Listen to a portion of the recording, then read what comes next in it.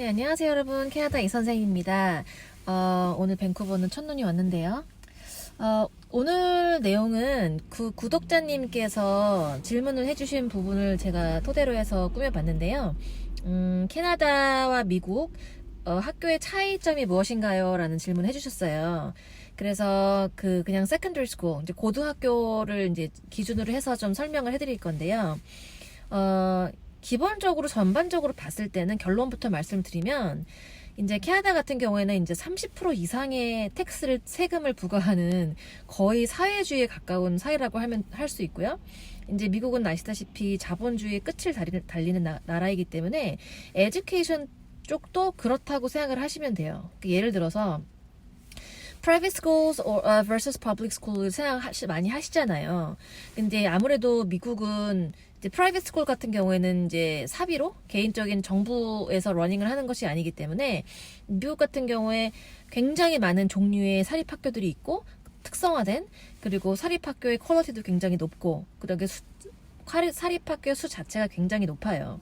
그래서 이제 픽앤추즈 할 수 있는 그런 옵션들이 굉장히 많은데 비해서 캐나다는 사립학교의 숫자 자체도 굉장히 적고 특별한 그렇게 특성화된 고등학교도 적을 뿐더러 프라이빗, 그러니까 대부분 퍼블릭 스쿨에 애들이 보내기 때문에 그냥 전국적으로 봤을 때 한 90%, 93% 이상 정도가 퍼블릭 스쿨에 가는 것 같아요. 그리고 대학 입학 전형을 봤을 때는, 그리고 어떻게 보면 가장 중요하다고 생각할 수 있는 대학 입학 전형을 봤을 때는 캐나다 같은 경우는 전국적으로 좀 대학들이나 이런 학교들이 평준화가 돼 있기 때문에, 평준화가 돼 있고, 그 다음에 이제 우리나라는 수능이 있고 미국의 수능인 SAT가 있지만 캐나다는 SAT가 없죠. 그래서 입학 능력 시험이 없는 대신에 대학교에서 요구하는 영어 능력 시험의 기준이 조금 더 높고요.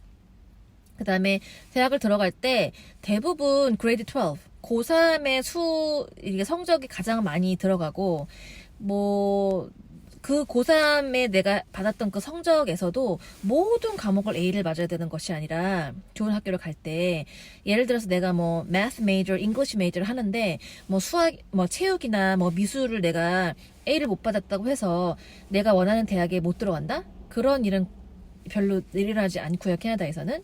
그러나 이것과는 극명하게 대비가 되게 미국 같은 경우에는 특히 또 아이비리그라는 것도 있고 특성화된 그런 좋은 학교들도 있고 해서 사실은 모든 걸 다 잘해야 돼요. 예를 들면 그 GPA, 학교 성적 플러스 SAT 성적도 높아야 되고, 거기다가 에세이를 정말 잘 써야 되는데, 이 에세이 같은 경우에는 이제 내 SAT 점수나 그 GPA 점수랑 전혀 상관없이 그 특별 활동하는 거 있잖아요. 경력 같은 거, extracurricular activity라든가 어디서 상을 받았다든가 나의 퍼스널한 뭔가 되게 특별한 라이프 스토리가 있다든지. 그래서 에세이를 정말 특별하게 잘 써야 되기 때문에 좀 뭔가 이렇게 미국에서 좋은 대학을 가려면 전반적으로 모든 것을 잘 해야 되는 그런 분위기가 있다라는 것이 또 있고요.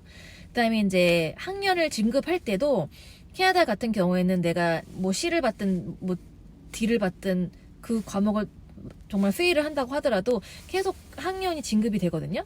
그런데 미국 같은 경우에는 이수 과목을 C 이상 받지 못하면 진급이 되지 않아요. 그렇기 때문에 조금 더 까다롭다고 생각하실 수 있고요. 그래서 캐나다 고등학교를 졸업할 때 이제 그 C 이상 받아서 점수가 되는 학생들은 고등학교 졸업이라고 해서 졸업장을 주고, 그렇지 않은 학생들은 고등학교 이수라고 해가지고 어쨌든 고등학교를 졸업을 할 수 있게 만들어 놓은 프로그램이 되는 거죠.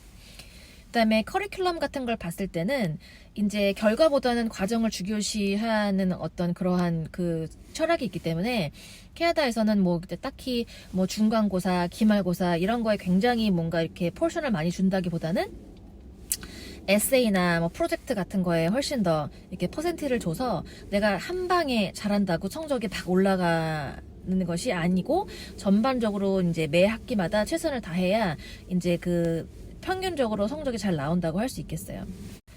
그에 비해서 미국은 일단 이제 뭐 중간고사나 기말고사나 이게 테스트 자체를 좀 잘 봐야 되는 그 성적 중심의 그런 것들도 있고, 특히나 과학 그 서브젝트를 되게 중요시 여겨져가지고 그 스페셜 사이언스 프로젝트라는 게 있어요. 그래가지고 그 과학 실험 그 과제를 구체적으로 하는 그런 교과 과정을 만들어 놓고 있습니다.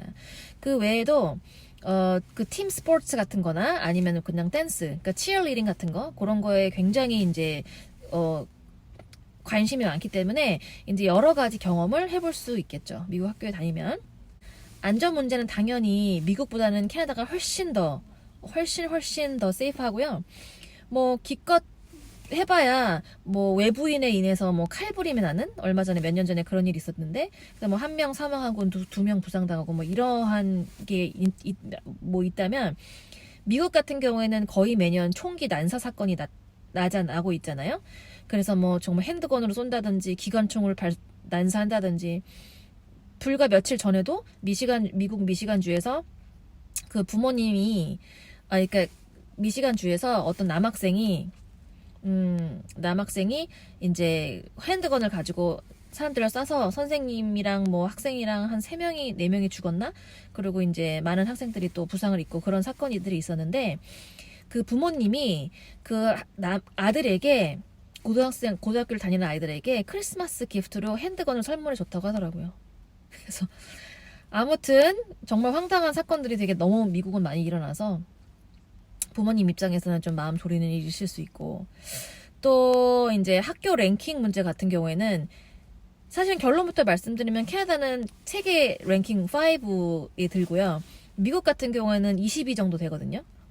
아이비리그가 세계 최고 아니야? 그렇게 생각할 수 있고, 그 학교만을 비교해 본다면 캐나다의 특정 학교보다 훨씬 더 뛰어날 수 있겠지만, 그냥 전반적으로 평균을 내어 봤을 때는 아까 말씀드렸다시피 캐나다는 전반적으로 이렇게 뭐랄까 교육 평준화가 되어 있기 때문에 딱히 이 학교보다 이 학교가 훨씬 뛰어나고 이런 것들이 많이 있지 않아요. 그다음에 그 평준화된 교육과 좀 안전한 교육 환경을 원한다. 그러면 이제 캐나다로 보내시면 되고, 이제 뭔가 자녀에게 정말 특화된 전문성을 좀 이렇게 확실히 지원을 해주고 싶고, 좀 이렇게 경쟁이 좀 심한 교육 환경도 괜찮다, 그렇게 생각을 하신다면, 그리고 좀 다양한 경험을 하고 싶다면 이제 미국을 선택하시면 되는데, 참 신기하게도 아까 말씀드렸다시피 그 자본주의와 사회주의의 어떤 극명한 대립을 보여준다고 했는데, 좀 약간 예외가 되는 부분이 있기도 해요. 예를 들면 이제 그 캐나다 같은 경우는 대부분 퍼블릭 스쿨이라고 했는데, 그 인터내셔널 스튜던트들이 이제 오잖아요. 그러면 그 학생들한테는 한 달에 $1,000 이상 정도는, 캐네디안 달러로 한 달에 $1,000 이상 정도는 이제 투이션을 내야 돼요. 그래서 이제 1년이 10개월이니까 이제 1년으로 봤을 때는 $10,000이 넘어가는 돈을 내면서 이렇게 아이들을 보내야 되겠죠. 당연히 뭐 내가 영주권자이거나 뭐 그렇다면, 레지던트라면 그렇게 돈을 낼 필요가 없지만, 근데 미국 같은 경우에는 전혀 그런 게 없어요. 내가 뭐 영주권이 있든 없든 인터내셔널이건 아니던 그냥 무조건 세컨더리 스쿨은 공짜로 다닐 수 있게 되어 있어요. 되게 특이하죠? 자본주의 나라에서. 정말 미국은 하다못해 부모님이 불법 체류자예요. 그래도 아이들은 고등학교 때까지 공짜로 학교를 보낼 수가 있어요. 이게 너무 특이하죠?